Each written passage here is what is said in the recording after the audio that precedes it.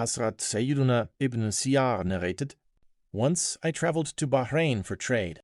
There I noticed that many people were constantly visiting a particular house. Curious, I went there as well. When I arrived, I saw a woman sitting sadly with a sorrowful face. Around her were many servants and maids. She had several sons and daughters, owned a great amount of wealth and merchandise, and buyers crowded around her.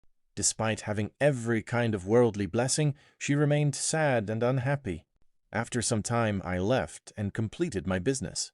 Before returning, I visited the same house again. I greeted the woman, and she replied. She said, 'If you ever come here again and need anything, do visit us.' I then returned to my hometown. After a while, I had to travel to that city again for business. When I went to her house, I was surprised to find that everything had changed. The bustling activity was gone. There was no merchandise, no servants, and no crowds of people. The place seemed deserted. I knocked on the door.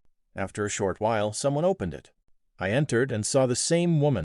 This time, however, she looked cheerful, content, and peaceful. She was dressed neatly, and only one woman was with her in the house. I was astonished and asked, 'The last time I saw you, you possessed great wealth, servants, children, and every worldly comfort, yet you were deeply sad. Now all of those things are gone, yet you appear happy and satisfied. What is the reason for this?'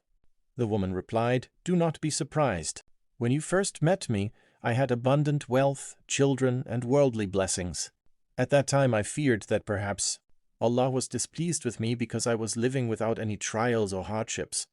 I knew that Allah often tests His beloved servants through difficulties and challenges. This thought made me worried and sad. Later, my wealth was lost, my possessions disappeared, my children passed away, and my servants left. All my worldly blessings were taken away. Now I am happy because I hope that these trials are a sign that Allah wishes good for me and is testing me. Therefore, I consider myself fortunate and remain content and grateful." When I later mentioned this woman to Abdullah ibn Umar, he said, "Her condition resembles that of Prophet Ayub, Job, peace be upon him, in patience and acceptance. As for me, there was a time when even a small matter that did not happen, according to my wish, saddened me for days."